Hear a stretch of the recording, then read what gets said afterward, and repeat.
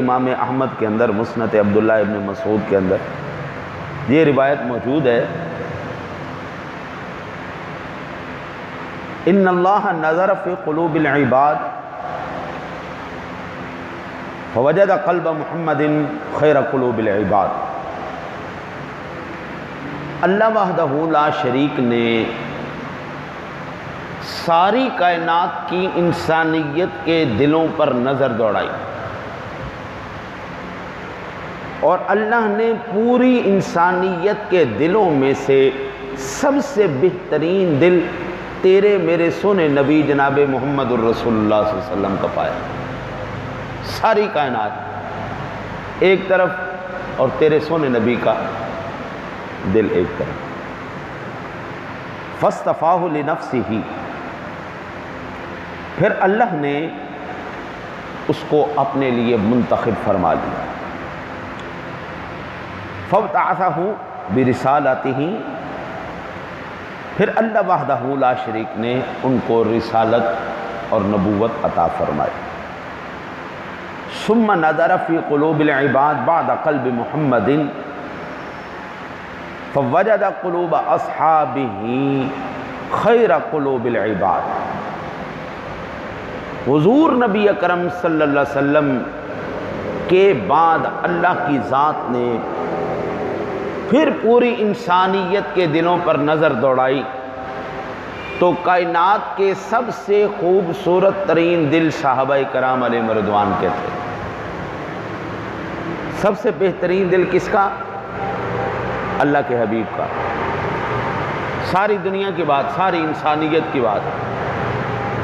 اس کے بعد بہترین دل کس کا؟ صحابہ کرام علیہم رضوان کا۔ جب بندوں میں سے صحابہ کا دل سب سے بہترین پایا تو اللہ نے کیا کیا؟ فَجَعَلَهُمْ وُزَرَاءَ نَبِيِّهِ يُقَاتِلُونَ عَلَى دِينِهِ فَمَا رَأَى الْمُسْلِمُونَ حَسَنًا فَهُوَ عِنْدَ اللَّهِ حَسَنٌ وَمَا رَأَوْا سَيِّئًا فَهُوَ عِنْدَ اللَّهِ سَيِّئٌ۔ اللہ وحدہ لا شریک نے پھر اپنے محبوب کریم علیہ السلام کے لیے ان کو وزیر چن لیا۔ سارے صحابہ کرام بہترین دل والے، اور ان میں سے جو حضور کے وزیر ہیں، خلفاء ہیں، ان کے دل پھر سب سے بہترین ہیں۔ حضور کے آسمانوں میں بھی وزیر ہیں، حضور کے زمینوں میں بھی وزیر ہیں۔ میرے نبی کے جتنے بھی صحابہ ہیں سارے صحابہ کی شان سبحان اللہ۔ پھر اللہ فرماتا ہے اللہ نے ان لوگوں کو دین کی حفاظت کے لیے اور جہاد کے لیے منتخب فرما لیا۔ یہ صحابہ کرام علیہم رضوان دین کی حفاظت بھی کرتے ہیں اور جہاد بھی کرتے ہیں۔ پھر فرمایا فَمَا رَأَى الْمُسْلِمُونَ حَسَنًا، جو چیز مسلمانوں کو بھلی لگے، جس کو اچھا جانے، وہ اللہ تعالیٰ کے بھی نزدیک اچھی ہے۔ فَهُوَ عِنْدَ اللَّهِ حَسَنٌ وَمَا رَأَوْا سَيِّئًا فَهُوَ عِنْدَ اللَّهِ سَيِّئٌ، اور جس چیز کو مسلمان برا جانے وہ اللہ کے نزدیک بھی بری ہے۔ قرآن پاک میں اللہ وحدہ لا شریک نے کیا کہا؟ جو اللہ اور اس کے رسول کو تکلیف دیتے ہیں لعنہم اللہ فی الدنیا والآخرہ، ان پر لعنت ہے جی دنیا اور آخرت میں، اور اللہ تعالیٰ نے ان کے لیے ذلت کا عذاب تیار کر رکھا ہے۔ اور جو مومنوں کو تکلیف پہنچاتے ہیں، مرد ہوں یا عورت ہوں، یا اس پر بہتان لگاتے ہیں، انہوں نے کھلا گناہ اپنے سر لیا، سخت گناہ کبیرہ ہے۔ حدیث پاک کے اندر کیا پتہ چلا؟ اس کائنات کے سب سے بہترین دل کون سے ہیں؟ میرے نبی کا دل اور صحابہ کا دل۔ یہاں تک بات سمجھ میں آ گئی؟ اب آگے لے کے چلتے ہیں۔ میرے آقا نبی اکرم صلی اللہ علیہ وسلم کی ذات گرامی سے روایت نقل کرنے والے حضرت سیدنا زید بن ارقم رضی اللہ تعالی عنہ ہیں۔ وہ روایت فرماتے ہیں کہ آقا جی نے ارشاد فرمایا انی تارکن فیکم ما ان تمسکتم بہ لن تضلوا بعدی احدہما اعظم من الاخر، میں تمہارے اندر دو بہترین چیزیں چھوڑے جا رہا ہوں،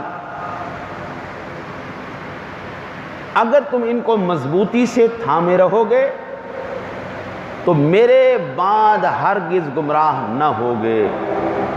ان میں سے ہر ایک چیز دوسرے سے بڑھ کر،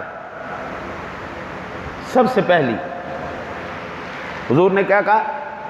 دو چیزیں چھوڑے جا رہا ہوں، ان کو مضبوطی سے تھامے رہو گے گمراہ نہیں ہوگے۔ پہلی فرمایا کتاب اللہ حبل ممدود من السماء الى الارض، پہلی یہ اللہ کا قرآن،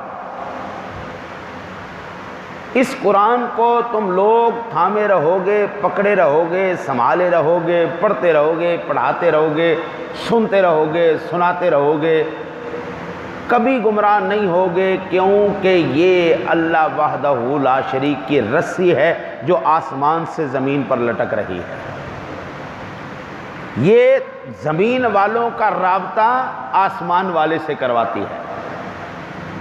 یہ وہ کتاب ہے، یہ وہ رسی ہے جو گمراہوں کو ہدایت دیتی ہے، جو مخلوق کو خالق سے ملاتی ہے، جو بندے کو معبود سے ملاتی ہے۔ دوسری حضور نے فرمایا وَعِتْرَتِي أَهْلُ بَيْتِي وَلَن يَتَفَرَّقَا حَتَّى يَرِدَ عَلَيَّ الْحَوْض فَانظُرُوا كَيْفَ تُخْلِفُونِي فِيهِمَا۔ اور دوسری جو عظیم چیز ہے فرمایا وہ میری اولاد یعنی اہل بیت اطہار ہیں، یہ دونوں چیزیں ہرگز جدا نہ ہوں گی یہاں تک کہ دونوں میرے پاس حوض کوثر پر آ کر ملیں، لہٰذا دیکھنا یہ ہے کہ تم لوگ میرے بعد ان دونوں سے کیا سلوک کرتے ہو۔ یہ روایت سنن ترمذی شریف کے اندر ابواب المناقب میں مناقب اہل بیت النبی صلی اللہ علیہ وسلم کے اندر روایت موجود ہے۔ ان روایات سے قرآن کی آیات، پہلی حدیث، دوسری حدیث، یہاں سے ہمیں ایک بات واضح ہو گئی، اللہ کے نزدیک حضور سرور دو عالم صلی اللہ علیہ وسلم کو جو تکلیف پہنچائے، کس طرح، کس ذریعے سے، اولین ذریعہ صحابہ کرام علیہ رضوان کی ذوات گرامی اور اہل بیت اطہار رضوان اللہ علیہم اجمعین۔ کوئی اگر حضور کے صحابہ کو برا کہے یا حضور نبی اکرم صلی اللہ علیہ وسلم کی اہل بیت کو برا کہے، اس نے کیا کیا؟ حضور کو تکلیف پہنچائی۔ حضور کو تکلیف پہنچائی، کس کو تکلیف پہنچائی؟ اللہ کو تکلیف پہنچائی۔ اور جو اللہ کو تکلیف پہنچائے، قرآن کہتا ہے لعنہم اللہ فی الدنیا والآخرہ، اس پر دنیا اور آخرت میں لعنت ہے، اور اعد لہم عذابا مہینا، اس کے لیے دردناک عذاب اللہ نے تیار کر رکھا ہے۔ حضرت ابن عباس رضی اللہ تعالیٰ عنہ سے ایک روایت ہے، میرے آقا نبی اکرم صلی اللہ علیہ وسلم نے ارشاد فرمایا احب اللہ لما یغدوکم من نعمہ، اللہ تعالیٰ سے محبت کرو بھائی، کیوں کہ اللہ تمہیں اپنی نعمتیں عطا فرما رہا ہے۔ بھائی اس کا کتنا بڑا احسان ہے ہمارے اوپر، کون سی نعمت ہے جو اللہ نے ہمیں نہیں عطا فرمائی؟ باقی سب کو ہم چھوڑ دیں تو صرف ایک صحت کی نعمت تھوڑی ہے۔ ذرا بیمار سے پوچھو کیسی بستر پر گزرتی ہے؟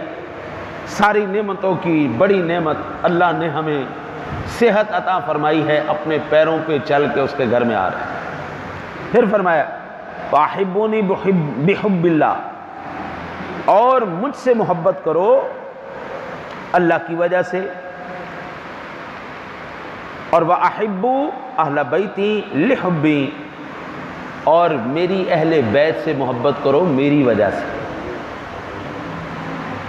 اہل بیت سے محبت کس کی وجہ سے؟ حضور کی وجہ سے۔ حضور سے محبت کس کی وجہ سے؟ اللہ کی وجہ سے۔ اللہ کی محبت کس کی وجہ سے؟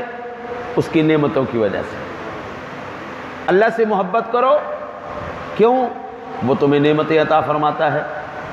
حضور سے محبت کرو، کیوں؟ اللہ کا حکم ہے۔ اہل بیت سے محبت کرو، کیوں؟ نبی کا حکم ہے۔